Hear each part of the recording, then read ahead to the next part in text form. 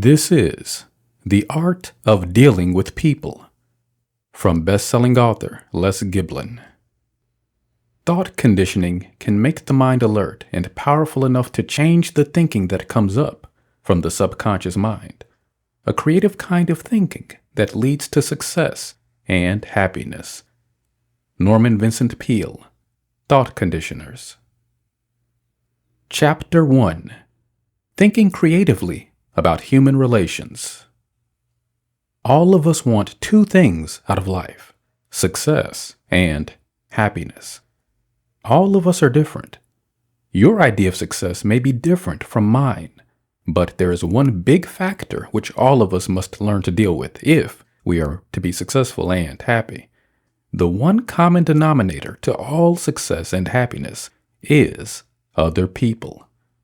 Various scientific studies have proven that if you learn how to deal with other people, you will have gone 85% of the way down the road to success in any business, occupation, or profession, and about 99% of the way to personal happiness. Merely getting along isn't the answer. What counts is a way to deal with people that will bring us personal satisfaction and, at the same time, not trample on others' egos.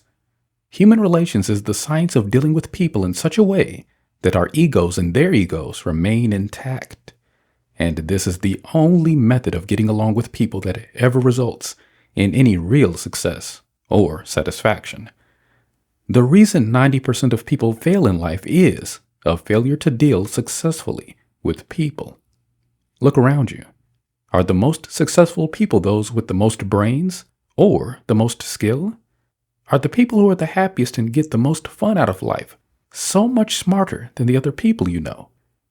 If you'll just stop and think a moment, the chances are that you will say that the people you know who are the most successful and enjoy life the most are those who have a way with people.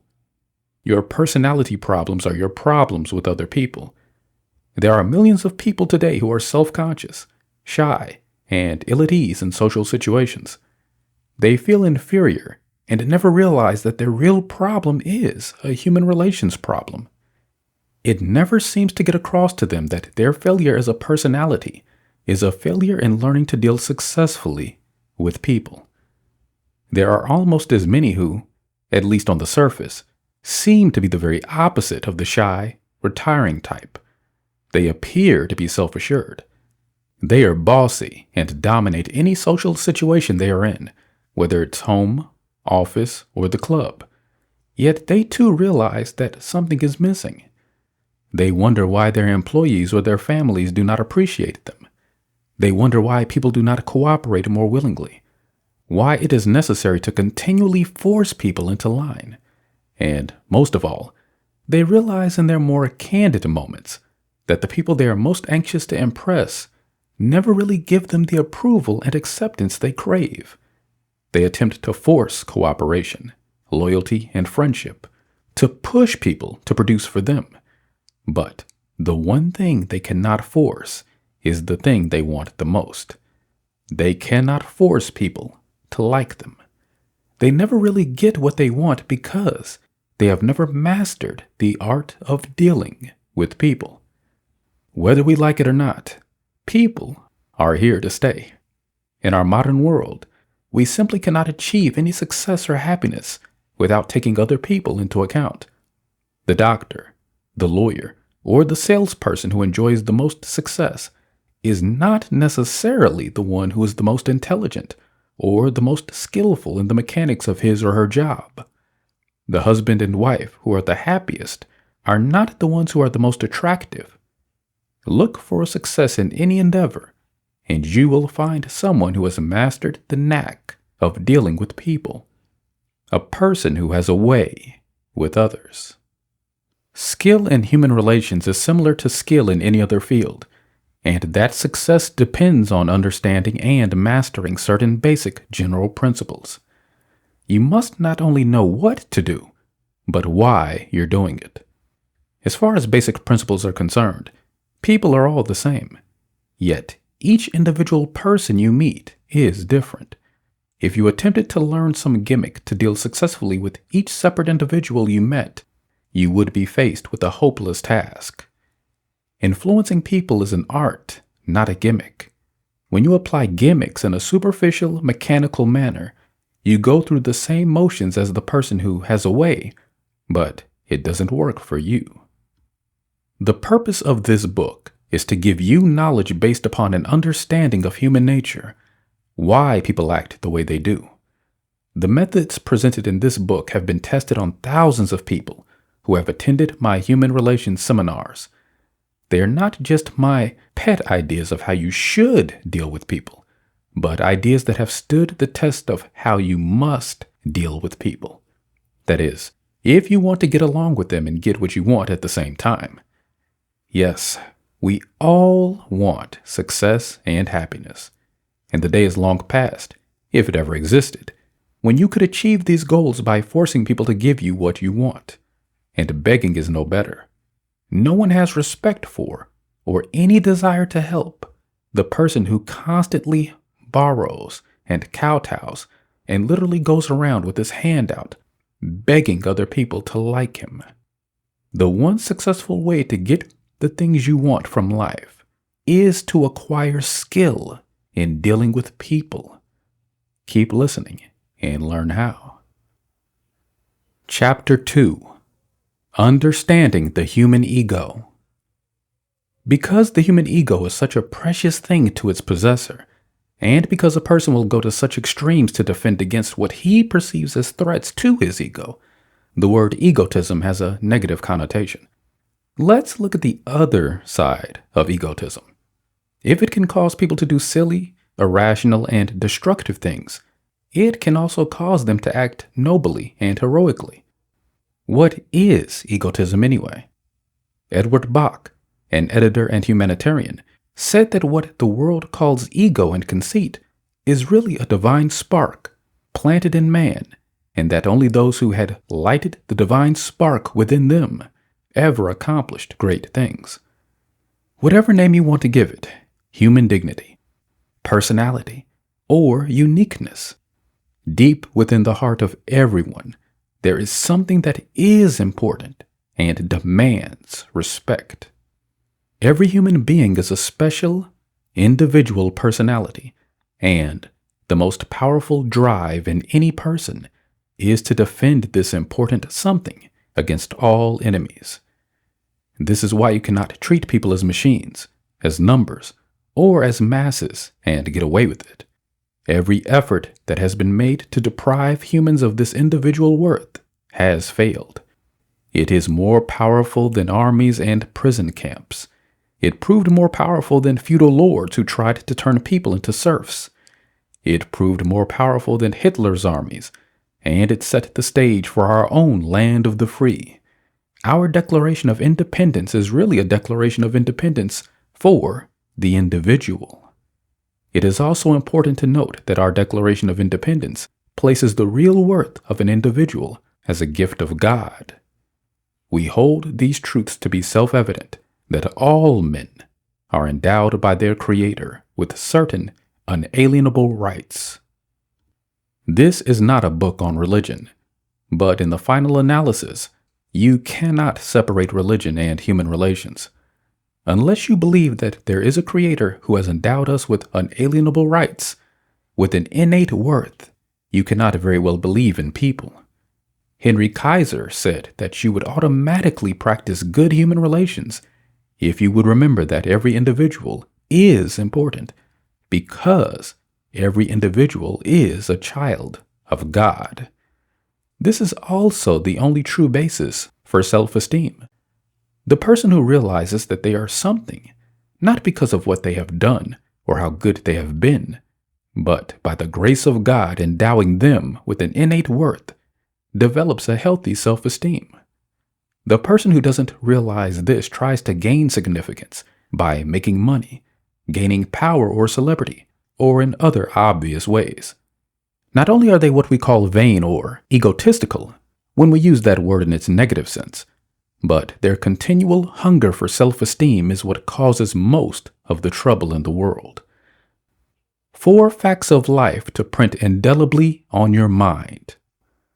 1. We are all egotists. 2. We are more interested in ourselves than in anything else. 3. Every person you meet wants to feel important and wants to amount to something. And 4. There is a craving in everyone for the approval of others so that he or she can approve of themselves. We are all ego hungry, and it is only when this ego is at least partially satisfied that we can forget ourselves, take our attention off ourselves, and give it to something else. It is only those who have learned to like themselves that can be generous and friendly with others. What makes people self-centered and conceited? We used to think that the trouble with the egotist was that they thought too highly of themselves. We thought that if that person would give up their high self-regard, then they would be cured. The old method society used to use to knock some of the self-importance out of those contrary, hard-to-get-along-with individuals never worked. All they ever did was make the other person even more hostile and his ego even more sensitive. The reason these methods never worked is simple. We now know, without a doubt, that the self-centered, egotistical person is not suffering from too much self-esteem, but too little. If you are on good terms with yourself, you are on good terms with others. Once a person begins to like themselves better, then they are able to like others better. Once they get over their painful dissatisfaction with themselves, they are less critical and more tolerant of others. Ego hunger is as universal and natural as the hunger for food, and food for the ego serves the same purpose as food for the body: self-preservation. The body needs food to survive, and the ego, or unique individuality of each person, needs respect, approval, and sense of accomplishment. A starved ego is a mean ego. Comparing the ego to the stomach goes a long way toward explaining why people act the way they do. A man who eats 3 good meals a day gives little thought to his stomach. But let a man go without food for a day or two, become really hungry, and his whole personality changes. He becomes more critical. Nothing pleases him, and he snaps at people.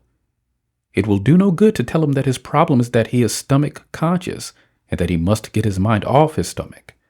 There is only one way to cure him, and that is to acknowledge nature's demand for survival. Nature has placed an instinct in each creature that says, you and your basic needs come first. He must eat before he is capable of giving his attention to anything else. It is very much the same for the self-centered person. For a healthy, wholesome personality, nature demands a certain amount of self-acceptance and self-approval. It does no good to scold a self-centered person and tell them to take their mind off themselves. They cannot get their mind off themselves until their ego hunger has been satisfied. Only then will they take their attention off themselves and give it to work, to other people, or to whatever is necessary. When self-esteem is at a high level, people are easy to get along with. They are cheerful, generous, tolerant, and willing to listen to others' ideas. They have taken care of their own primary needs and are able to think about the needs of others. Their own personalities are so strong and secure that they are willing to take risks. They can afford to be occasionally wrong and can admit that they have made a mistake. They can be criticized and slighted and take it in stride, for these things only make a small dent in their self-esteem, and they have plenty more of it left. It is a well-known fact that the man at the top is usually easier to deal with than his underlings. The story is told of a private in World War I who shouted, "Put out that damn match!" only to find, to his chagrin, that the offender was General Black Jack Pershing. When he tried to stammer out an apology, General Pershing patted him on the back and said, "Just be glad that I'm not a second lieutenant." You have to lower yourself to be petty. When self-esteem is at a low ebb, trouble comes easily. And when self-esteem gets low enough, almost anything can become a threat. To that person, a critical look or a harsh word can seem like a calamity. The sensitive souls who see a dig or double meaning in even the most innocent remark are suffering from low self-esteem. And the braggart, the show-off, and the bully have the same problem. To deal with the trouble caused by low self-esteem in others, help them like themselves better. When an arrogant person attempts to put you in your place, you can understand this behavior by remembering two things. First, he needs desperately to increase his own self-importance and is attempting to do so by beating you down. Second, he or she is afraid. Their self-esteem is at such a low ebb that one good put-down by you would shatter it altogether. And although they are not certain that you would take a shot at their self-importance, they cannot afford to take that chance. The only safe strategy they can use is to put you down before you see them for what they really are. Do not add to the trouble by trying to beat them down. Avoid sarcastic, cutting remarks and arguing. If you win, you will only further decrease their ebbing supply of self-esteem and make them harder to deal with than before. Instead, feed the hungry ego. Turn a lion into a lamb, and they will stop growling and snapping at you. This tactic works on everyone, not just difficult personalities. Anyone is more agreeable, more understanding, and more cooperative if you feed their ego, not with insincere flattery, but with genuine compliments and real praise. Look for good points in those you deal with, things about which you can praise them. Form the habit of paying at least 5 sincere compliments each day and watch how much smoother your relations with others become. Help others like themselves better, and do not attempt to apply this in a superior, patronizing manner. If you do, your assumption of superiority will only antagonize. The first law of human relations is, people act, or fail to act, largely to enhance their own egos. When you are trying to persuade someone to act in a certain way, and logic and reasoning fail, try a reason that will enhance their ego. Give others a personal reason to help you. A while back, I was in a city that was hosting a national convention.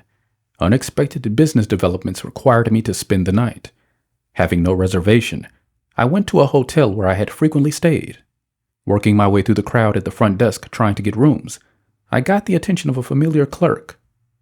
"Well, Les," he apologized, "you should have let us know you were coming. I can't do anything for you under the circumstances." "It looks like we have a problem," I replied. "But I know that if there's anyone in town who can find a solution, it's you. If you can't find me a room, I might as well give up and sleep in the park." "I don't know," he said, "but stick around for 30 minutes and I'll see if I can come up with something." The upshot was that he remembered a small living room used for informal conferences that could easily be turned into a bedroom by moving in a square bed. I got the room, and he got a sense of accomplishment and enhanced his ego by proving to both of us that, if anyone can do it, I can. Help others to like themselves better. Satisfy their hunger for self-esteem. Chapter 3. The Importance of Making Others Feel Important. Everyone is a millionaire in human relations. The great tragedy is that too many of us hoard our wealth, dole it out stingily, or don't even realize we possess it. It is within your power to add to the feelings of personal worth of others. It is within your power to make them like themselves better. It is within your power to make them feel appreciated and accepted. The quickest way to improve your dealings with people is to begin giving away this wealth you possess.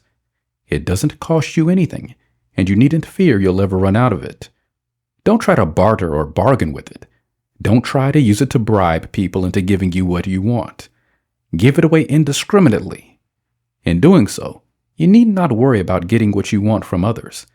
When you cast this bread upon the waters, so to speak, it always comes back to you, multiplied manyfold.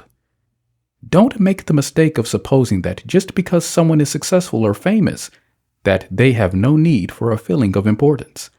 Courtesy, politeness, and manners are all based on this universal hunger of people to feel that they have some personal worth. Courtesy and politeness are merely ways in which we acknowledge the importance of the other person. All of us need to feel that we are important. We need to feel that other people recognize and acknowledge our importance. Actually, what we need is for other people to help us feel important, to help us confirm our sense of personal worth. To a large extent, our feelings about ourselves are reflections of the feelings other people seem to have about us. No one can maintain their dignity and worth if everyone they meet treats them as if they were worthless.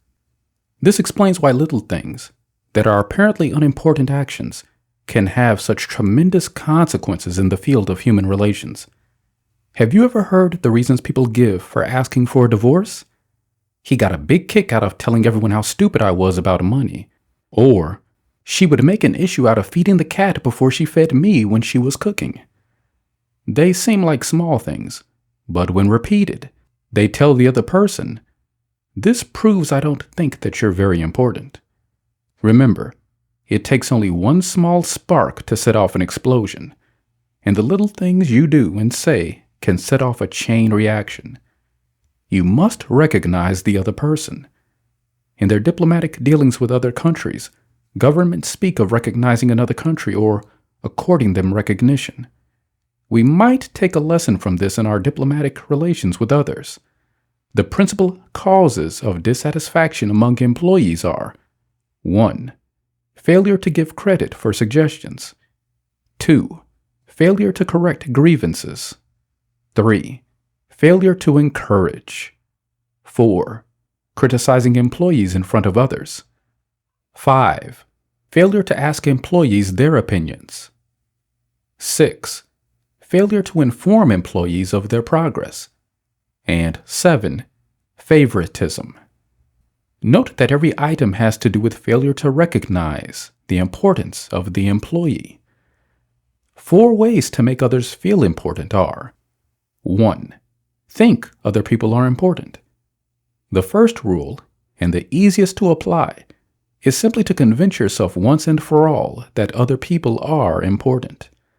Do this, and your attitude comes across to others, even when you are not trying. Moreover, it takes away the need for gimmicks and puts your human relations on a sincere basis. You can't make others feel important in your presence if you secretly feel that they are nobodies. After all, what else on earth is as important or as interesting as people? 2. Notice people. Have you ever thought about the fact that you notice only those things that are important to you? Actually, you only see a fraction of what is around you. You select for attention only those things that are important. 5 people walking down the same street will probably note 5 different things, simply because they are interested in different things. Therefore, when someone notices us, they pay us a big compliment. They are saying that they recognize our importance and give a big boost to our morale. We become more friendly, more cooperative, and actually work harder. And don't forget that when you are dealing with a group, try to acknowledge everyone in the group. 3. Don't compete with people. This requires some discipline, as you are human, and you have the same need to feel important that everyone else does. You must watch yourself that this does not backfire on you. The basic fact is that everyone needs to feel important and to feel that others recognize their importance. This trait of human nature is in itself neutral. You can use it to your own advantage or disadvantage, just as you can use a knife to butter your bread or cut your throat. The temptation is always present when we are dealing with others to impress upon them our own importance. Consciously or unconsciously, we want to make a good impression. If someone tells us of some great feat he performed, we at once think of something that was even greater. If someone tells us a good story, right away we think of one that could top it. Often, we are so anxious to impress others with our own importance that we can make him feel small so that we will appear larger. There is one simple rule that will help you get over this handicap. If you want to make a good impression on others, the most effective way is to let them know that you are impressed by them. Let them know that they impress you, and they will judge you one of the smartest, most personable individuals they have met. Compete with them, and they will be firmly convinced that you are a fool who doesn't know his way around. 4. Know when to correct others. Usually, when we correct or contradict others, it is not for the purpose of settling any real problems. It is usually to increase our feeling of importance at the expense of others. Ask yourself, does it make any real difference whether they are right or wrong? Don't try to win all the little battles. If nothing is involved except the other person's ego, why bother? The negative impact you create far outweighs the small victory for your own ego. Chapter 4. Controlling the actions and attitudes of others. Remember Svengali, the mesmerist, who controlled the actions and behavior of people by a mysterious power? It may surprise you that each of us, in our own way, is something of a Svengali. We are not mesmerists, but we do exercise control over people. The only trouble is that we do not know that we are exercising this power, and we often use it against ourselves rather than for ourselves. Each of us is constantly influencing and controlling the action and attitude of those with whom we come into contact. The choice we have is, shall we use it for good or evil, for our benefit or our disadvantage? It may surprise you to learn that in many of the cases in which you are treated discourteously, where someone acts unreasonably towards you, that you may have asked for that treatment. You have to adopt the attitude you want others to express. People react and respond in a like manner to the attitude and action expressed by others. You get amazing results when you start putting this theory into effect. Everyone wants to do the appropriate thing. We act out our parts in life according to the stage that is set before us. There is an unconscious urge to live up to the opinions others seem to have of us, or to live down to them. In dealing with others, we see our own attitude reflected back to us in their behavior. It is as though we are standing before a mirror. When we smile, the person in the mirror smiles. When we frown, they frown. And when we shout, they shout back. Knowing this, you can control others' emotions to an amazing degree. When you find yourself in an explosive situation that seems likely to get out of hand at any moment, lower the tone of your voice and keep it soft. This will literally force others to keep their voices soft also. They can't become angry and emotional as long as they keep their voice pitched in a soft tone. If you wait until the other person becomes angry, it won't work. But you can turn the anger away before it arrives by using this technique. Enthusiasm is contagious. Enthusiasm is more contagious than a cold, and so are indifference and lack of enthusiasm. You can never sell anything to anyone until you are sold on it yourself. Confidence breeds confidence. Just as you can make others enthusiastic with your enthusiasm, you can give people confidence in you by acting confidently. It is a sad but true fact that many people of mediocre ability get further than those who have outstanding talents because they know how to act confidently. All the great leaders have known this. For example, Napoleon went out boldly to meet the French army when they were sent out to get him after his first exile.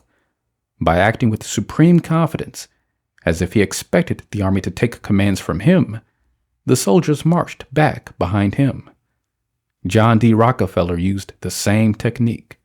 When a creditor suggested that he would like to have his bill paid, Rockefeller would reach for his checkbook with a flourish.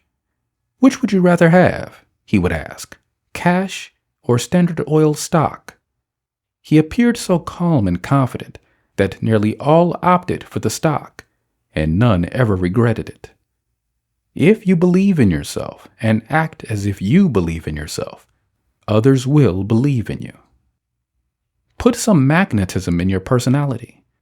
Confidence has a way of showing itself in subtle ways. While we may have never analyzed why we have confidence in a certain person, subconsciously, we all judge others by these little signs or clues. 1. Watch your walk. Your personal actions express your mental attitude. If you see someone walking with drooped shoulders, you think their burdens are too heavy to bear. They seem to be carrying the heavy weight of discouragement and despair. If something is weighing down someone's spirit, it invariably weighs down their body, and they droop. See someone walking with head and eyes down, and you are looking at a pessimistic soul. A timid person walks with unsure, hesitant steps, as if they were afraid to let go. A confident person steps out boldly. Their shoulders are back, their eyes are looking out and up to a goal they feel certain that they can attain. 2. Your tattletale handshake tells the other person far more than you suspect about the way you feel about yourself. A person with a limp, dish rag handshake is low on self-confidence. The bone crusher is apt to be compensating for a lack of self-esteem. The firm handshake, with just a little squeeze in it, says, "I've got a firm grasp of things," and denotes self-confidence. 3. Moderate your tone of voice. We express ourselves through our voices more than in any other manner. The voice is the most highly developed means of communication. Your voice communicates more than ideas. It also betrays your feelings about yourself. Listen to your voice. Does it express hopelessness or courage? Have you gotten into the habit of whining? Do you speak up confidently or mumble? 4. Use the magic switch of a smile. A real, sincere smile turns on a friendly feeling in others. Don't try to smile as a facial expression, but smile from within. Everyone is blessed with a good smile. It's just a matter of letting it out. If you're not using your smile, you're like someone with $1 million in the bank and no checkbook. The only way to make people do better is to follow the advice of Winston Churchill. I have found that the best way to get another to acquire a virtue is to impute it to them. Let others know that you think they can be trusted, and they will be trustworthy. People who try to make others improve by shaming, threatening, or advising on what they ought to do rarely succeed, and often they make matters worse. No one is totally good or bad. We all have different sides to our personalities. The side that we present is the side that others bring out in us.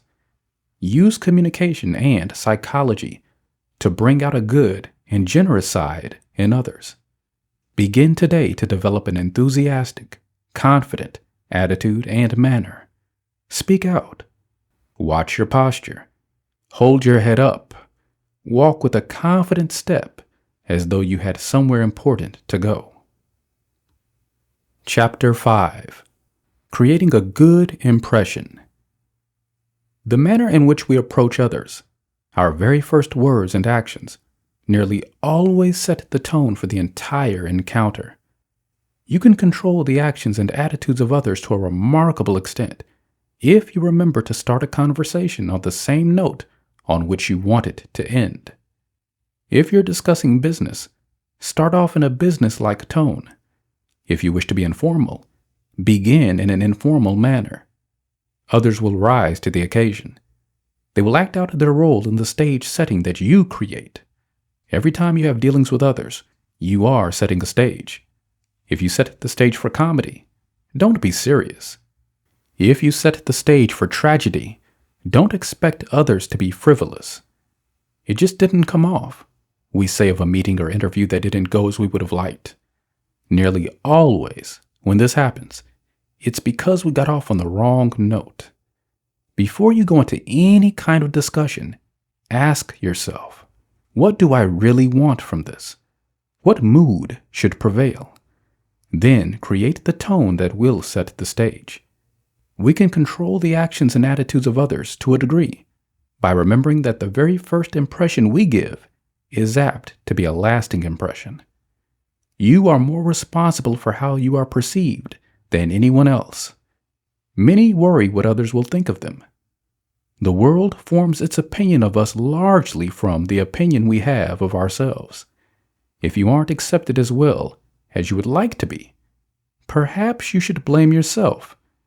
Act as if you're a nobody, and the world will take you at face value. Act as though you are somebody, and the world has no choice but to treat you as a somebody. Don't wear a disguise. Subconsciously, we are all smarter than we realize. The conscious mind may not be smart enough to analyze and see through the disguises people wear, but our subconscious is. And our subconscious tells us that the person putting on an act doesn't really think well of themselves.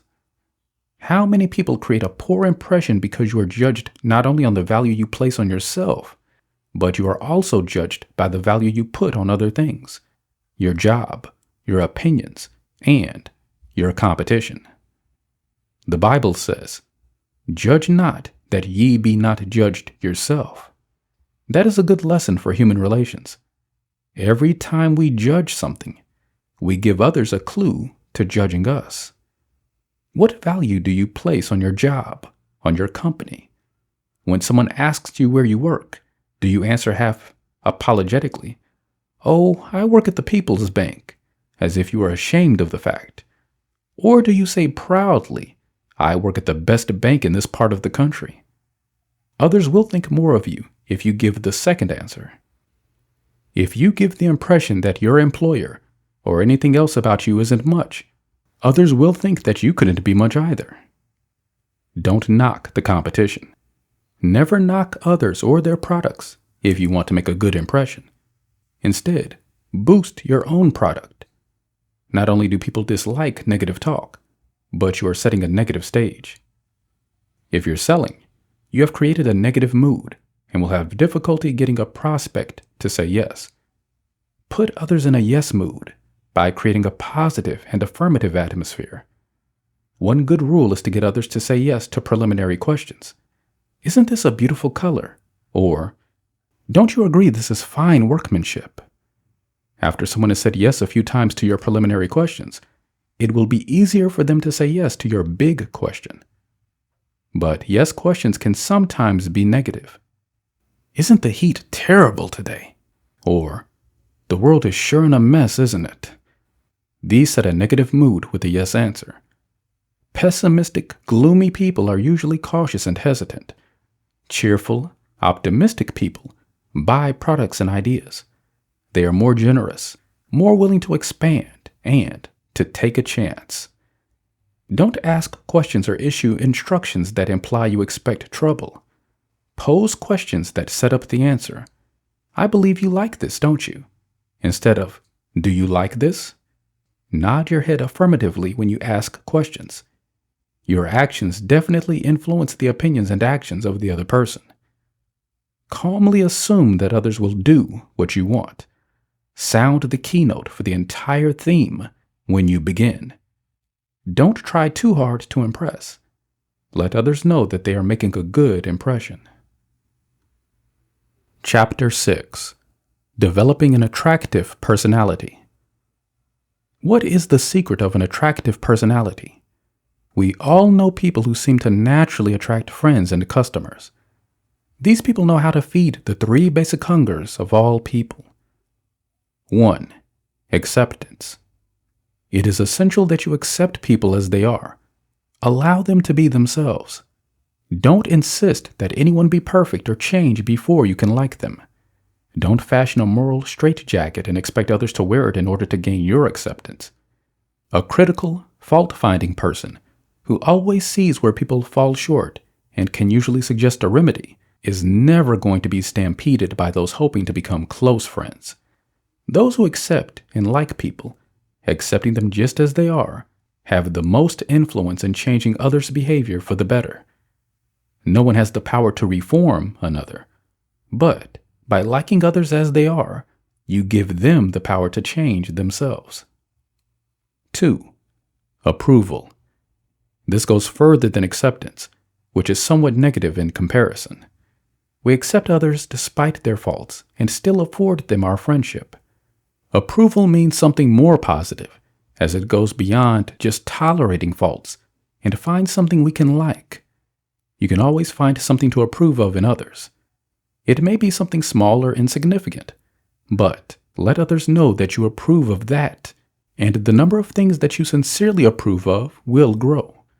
When others get a taste of your approval, they will begin to change their behavior so that they can gain approval for other things. Seek things out, praise, and watch people glow. 3. Appreciation. The word appreciate means to raise in value. Stop and consider how valuable others are to you. Your wife or husband, your children, boss, employees, customers. Emphasize their value in your mind. Then, figure out ways to let others know you highly value them.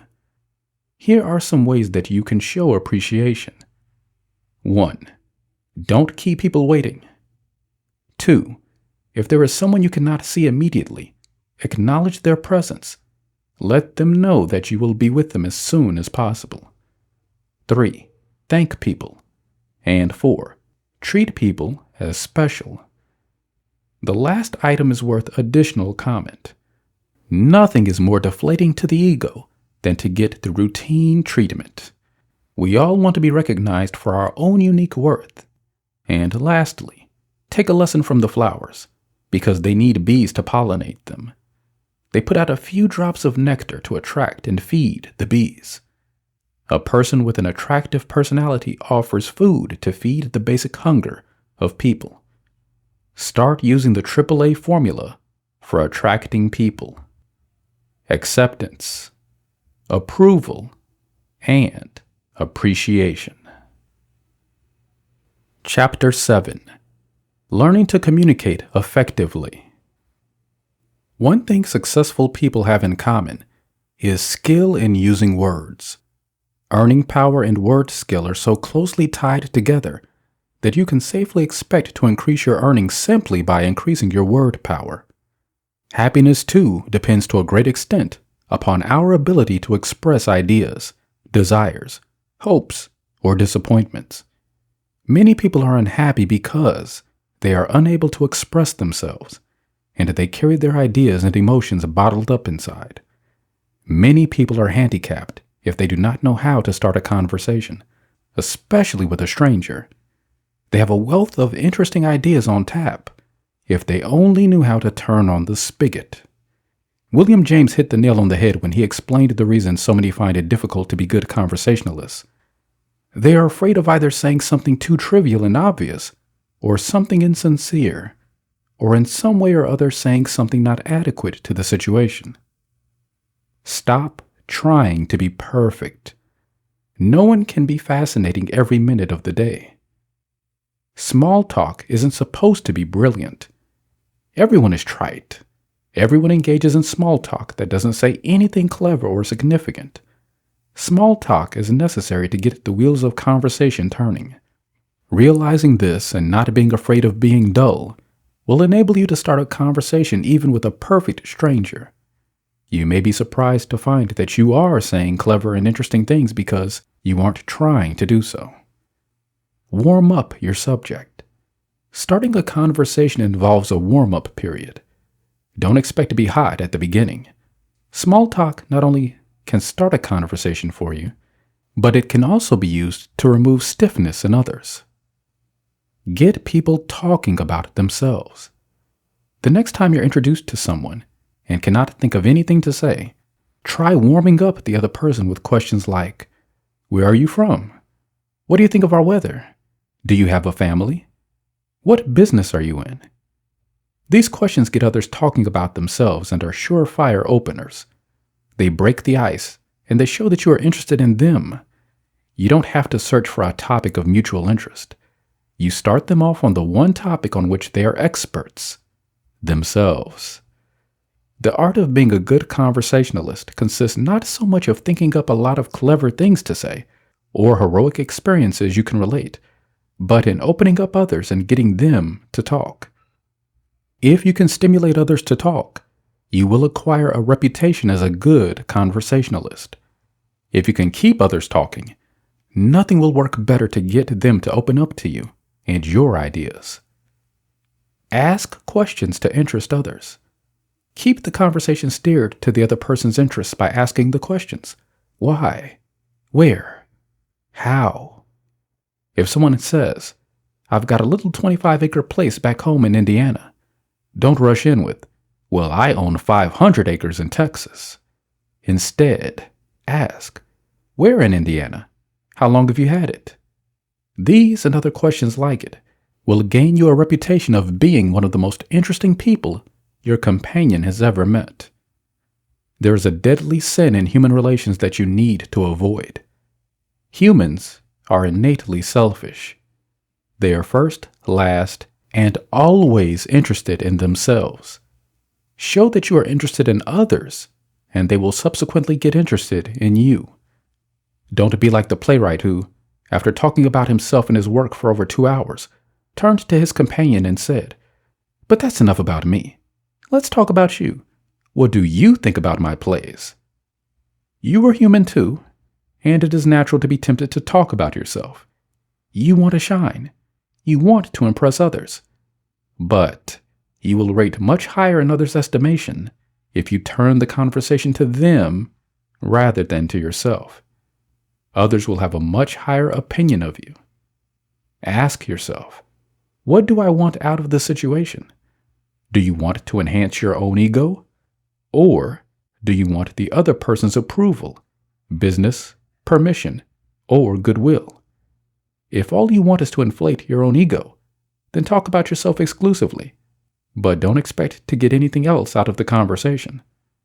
Public speakers talk about themselves, but these people are invited to do so, and their audience is voluntary, not captive. Unless you have hired a hall and advertised in advance, your listeners will have no way of knowing that they are going to be held captive to your exploits. Talk about yourself when you are invited and asked to. If others are interested, they will ask. Then talk a little about yourself, but don't overdo it. Answer questions and then turn the spotlight back to them. Use the Me Too technique. No, not that Me Too. Another time when it is correct to bring yourself into the conversation is when you can tell the other person something about yourself that will tie into something they have said, or form a bond between you. If someone says, "I was raised on a farm," and you say, "I was too," and tell a little something about your experiences, it makes them feel more important. The reason for bringing yourself into the conversation in a way that forms a bond is flattering to others. By doing so, you are saying, "I agree with you. I like that too. I believe in that myself." Anything about you or your past that is similar to others will help them to like you. We like people who agree with us and dislike people who disagree. Those who disagree are a potential threat to our self-esteem. When you agree, you help the other person like themselves. Even if there are points on which you must disagree, always seek out points on which you can agree. When you have established some ground, however small, on which you can agree, it will be much easier to come together on those on which you disagree. Use happy talk. A person who falls into the habit of talking pessimistically, of constantly relating their personal problems, isn't going to win any popularity contests. If you have personal problems, go to your pastor, a counselor, or a trusted friend. Don't air troubles out in public. Don't go on about your ailments and operations. Describing your suffering doesn't make you a hero. It makes you a bore. Sit right down and write yourself a letter.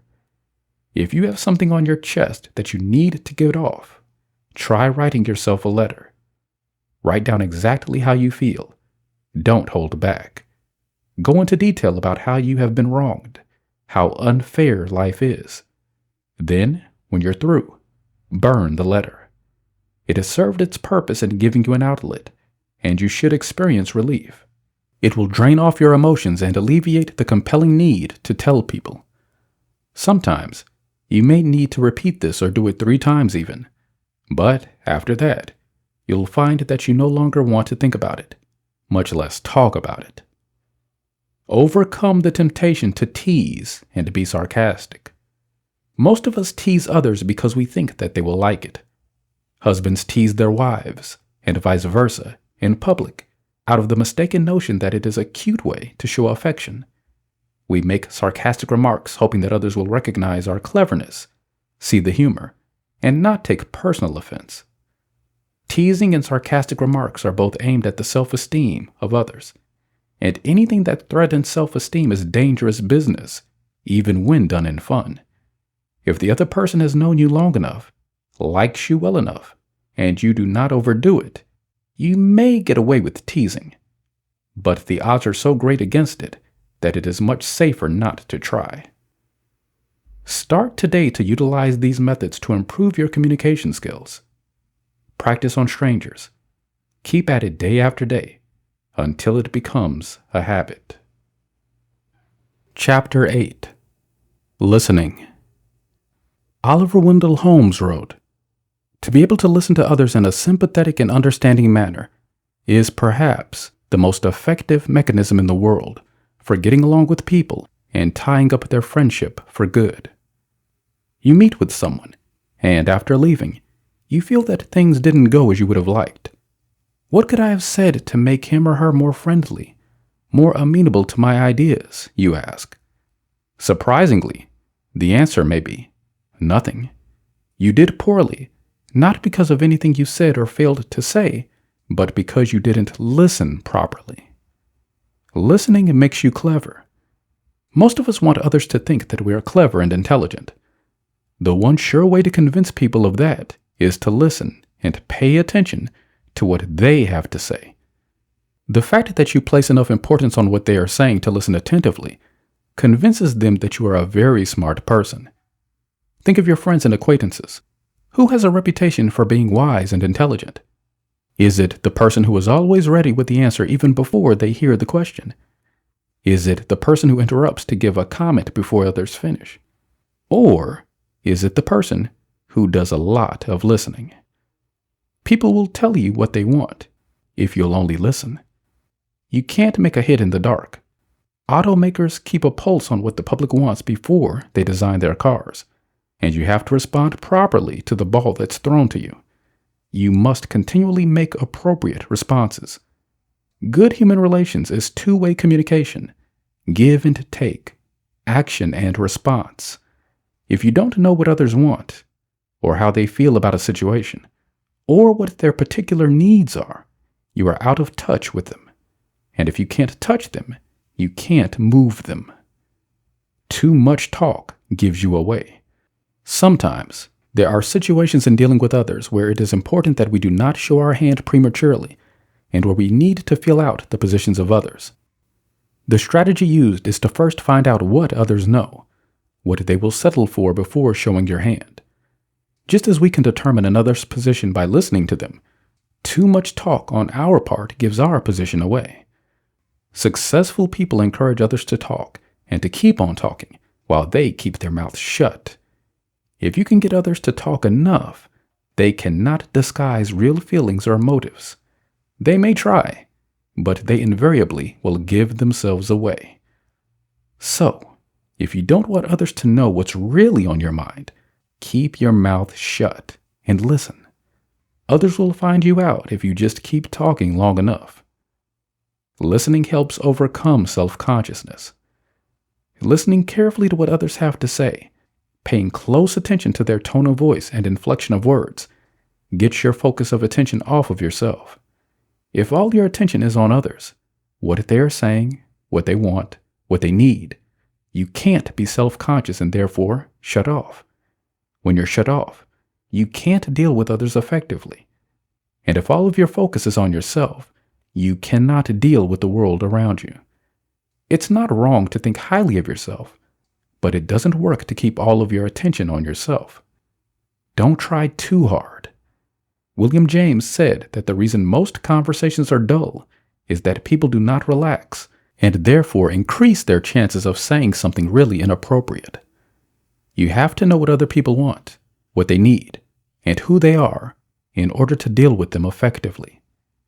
You must listen carefully, sympathetically, and patiently. One of the highest compliments you can pay is to listen to someone. You increase their self-esteem because everyone likes to think that they have something to say that is worth saying. One of the most deflating things that you can do to another person's ego is to brush them off before hearing what they have to say. People like having attention paid to them. Practice the art of listening. 1. Look at the person who is talking. People worth listening to are always worth looking at, and it will also help you concentrate on what they are saying. 2. Appear deeply interested. If you agree, nod your head. If they tell a story, smile. Respond to cues. 3. Lean towards the person. Ever notice how you tend to lean towards an interesting speaker and away from a dull one? 4. Ask questions. This lets people know that you are still listening. 5. Don't interrupt. Instead, ask for more. People are highly complimented if you allow them to finish without interruption, but they are really flattered when you draw them out with, "Would you mind elaborating on that last point?" 6. Stick to the speaker's subject. Don't change subjects no matter how anxious you are to get on to a certain topic. 7. Use the speaker's words to get your point across. Repeat some of the points covered. This not only proves that you've been listening, but it allows you to introduce your own ideas without opposition. Preface your own remarks with, "As you pointed out." Chapter 9. Getting people to agree. Every day, some situation arises where we need to persuade another person to accept our viewpoint. Some disagreement comes up with our mate, children, boss, employee, customer, neighbor, friend, or enemy. The natural response is to argue. We must learn to make our natural response persuasion. When someone opposes our ideas, we take it as a threat to our ego. We become emotional and hostile and try to ram our ideas down our opponent's throat. We exaggerate our own arguments and ridicule our opponent's points. This way does not win. The only way to win an argument is to get others to change their minds. There are ways to induce others to see things your way. Low pressure is the secret. It all boils down to the theme of this book. If you want to have power with people, you must learn to work with human nature rather than against it. Tell someone their ideas are stupid and they will defend them forever. Ridicule their position and they have to save face. Use threats and they simply close their minds against your ideas, regardless of how good they may be. One of the strongest instincts is self-survival, and that means ego as well as the body. For our own protection, we have to be careful about the ideas we accept and act upon. We immunize ourselves against ideas perceived as alien. Friends don't come at us hammer and tongs, so we just close our ears to ideas dressed up like enemies. When we attempt to sell ideas, we must appeal to the subconscious, because no idea is really accepted until the subconscious mind accepts it. A man convinced against his will is of the same opinion still describes someone who has agreed to an idea with his conscious mind only. He gives lip service and appears to agree, but he will not act on the idea. There is only one way to get an idea accepted by the subconscious: by suggestion. Try to slip an idea into someone's subconscious more or less unnoticed. You will be successful in winning arguments to the degree that you succeed in slipping your ideas past the ego of the other person. His ego stands guard at the entrance to his subconscious. If it is aroused, it will not let your ideas pass. Rules for winning arguments. 1. Allow others to state their case. Don't interrupt. Remember to listen. A person with something to say has their mind set for talking. Until they have said their piece, they are not tuned to listen to your ideas. If you want your ideas heard, Learn to listen to their ideas first. Asking others to repeat their key points is very helpful when someone is agitated. Allowing them to vent reduces their hostility. 2. Pause before you answer. This works equally well in conversation where there is no difference of opinion. When you are asked a question, look at the person and pause slightly before answering. This lets others know that you consider what they have said of sufficient importance to think about it. A slight pause is all that is needed. Pause too long, and you give the impression that you are hesitant or evasive. If you must disagree, the slight pause is very important. If you respond with an immediate no, it makes others feel that you are not interested enough to take time with their problems. 3. Don't insist on winning 100%. When we get into an argument, most of us attempt to prove that we are totally in the right and others are wrong. Skillful persuaders always concede something and find some point of agreement.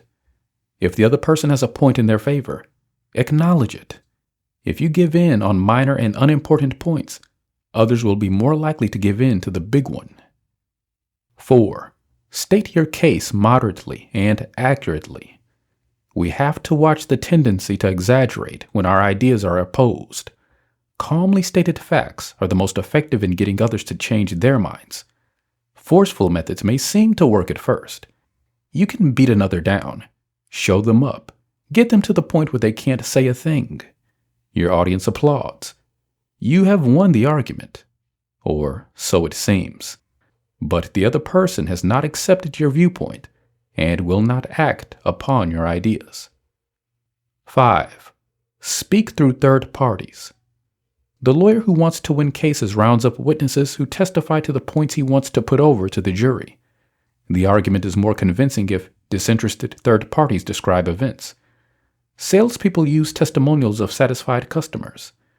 Candidates for political office solicit endorsements. Speaking through third parties can be particularly valuable when there is a difference of opinion and you want others to see things your way.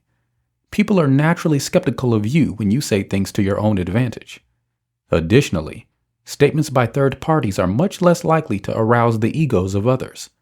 Statistics, records, history, and quotes can all be cited. 6. Allow others to save face. There will be many times that others would gladly change their minds and agree with you except for one thing. They have already made a definite commitment, a strong stand, and cannot change position in good grace. To agree with you requires them to admit that they were wrong. Skillful persuaders know how to leave the door open so that others can escape from their previous position without losing face. Otherwise, they may find themselves prisoners of their own logic. If you can persuade another, you not only must convince them, but you must also know how to rescue them from their own argument.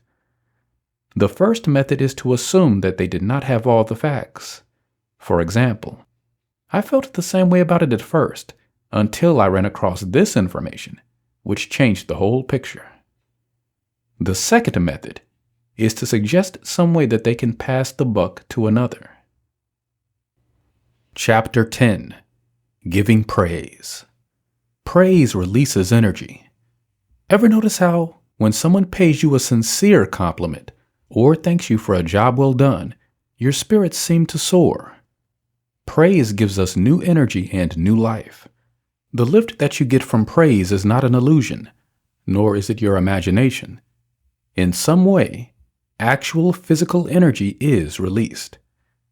At this point, you might be thinking, what has praise got to do with getting along with people? The answer is everything.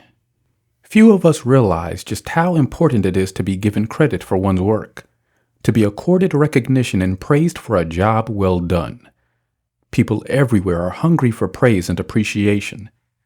When we give others what they hunger for, they are much more likely to be generous in giving us what we want from them. Perform a small miracle each day.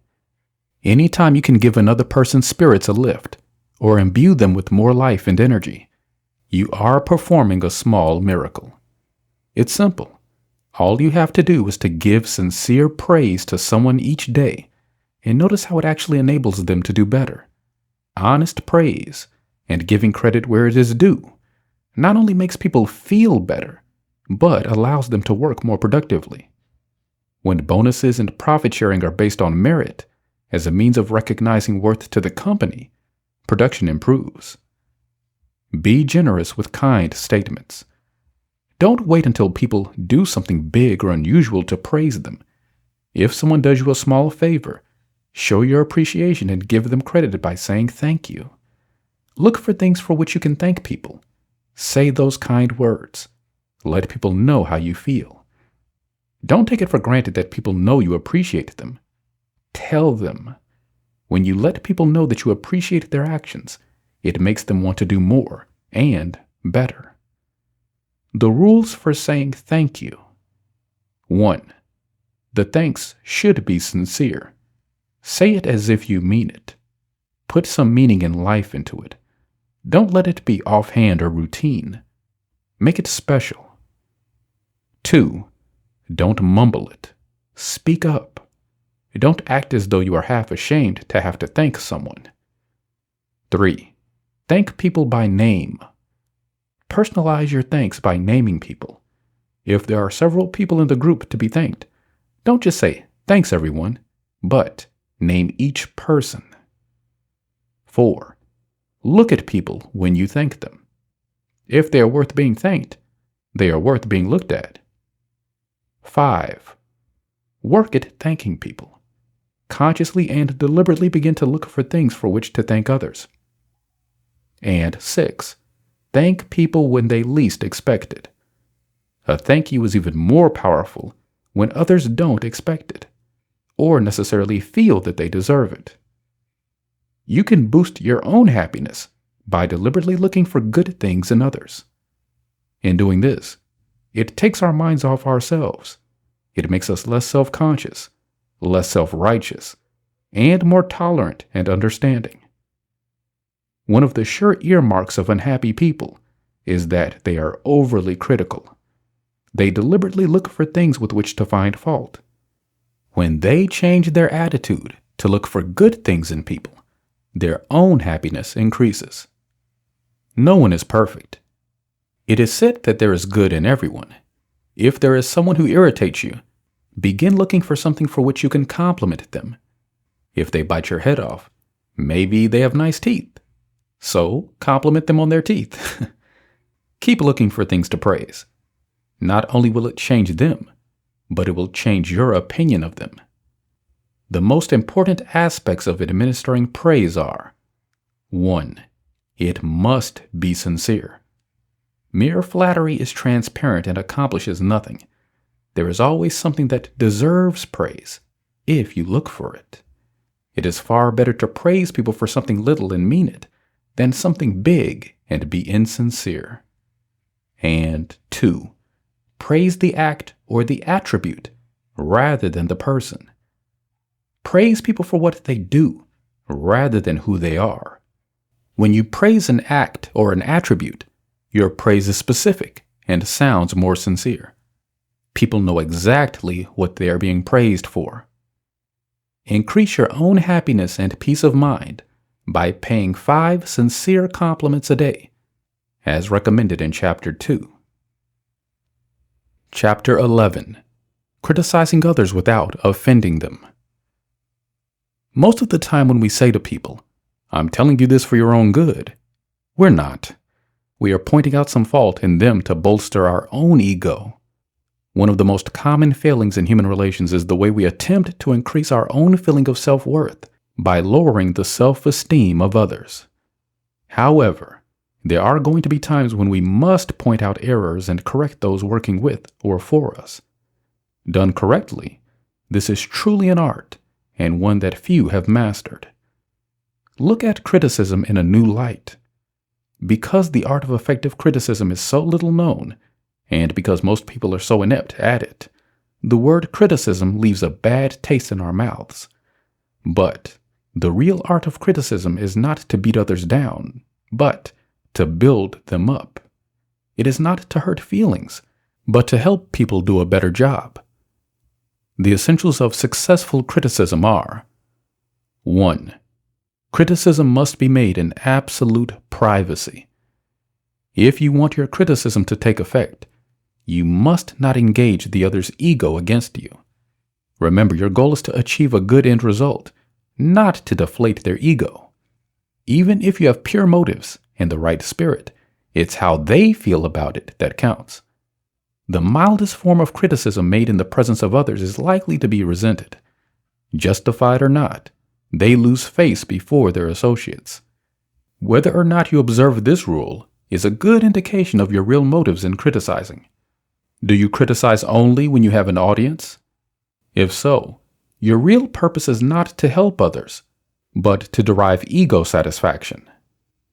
2. Preface criticism with a kind word or compliment. Kind words, compliments, and praise have the effect of creating a friendly atmosphere. It puts others at ease and keeps their defenses down. Praise and compliments open minds to what needs to be said. 3. Make the criticism impersonal. Criticize the act, not the person. Here again, you can sidestep egos by criticizing actions or behavior, not the person. By pinpointing your criticism to their actions, you can pay them a compliment and build up their ego at the same time. I know from past experience that this error is not typical of your usual performance. For example, 4. Supply the answer. When you tell others what they did wrong, tell them how to do it right. The emphasis should not be on the mistake, but on the way to correct it and avoid a reoccurrence. One of the biggest complaints is, I don't know what's expected of me. Most people are anxious to do right if you tell them what right is. 5. Ask for cooperation. Don't demand it. Asking always brings more cooperation than demanding. Will you make these corrections? Arouses much less resentment than, do this over, and this time make sure you get it right. You'll get much further if you give people an incentive for wanting to change, rather than issuing an order to do so. 6. One criticism to an offense. To call attention to an error one time is justified. Twice is unnecessary. 3 times, that's nagging. Remember your goal in criticizing, to get a job done, not to win an ego fight. When you're tempted to dredge up the past or rehash a mistake that is over and done, just remember that it is ineffective for you to keep harping. And 7. Finish in a friendly fashion. Until an issue has been resolved on a friendly note, it hasn't been finished. Don't leave things hanging to be brought up later. Get it settled and bury it. Finish with a vote of confidence. I know I can count on you. For now, that's it. It's up to you to write the ending to this book. When I decided to read this book for you, I had one purpose in mind: to help you improve your human relations and get more happiness and success out of life. This book will not be finished until that goal is achieved. Put the principles in this book to work, step by step, with patience, and you will achieve success and happiness. All the best and best of luck to you, because I know you can do it. Thanks for listening.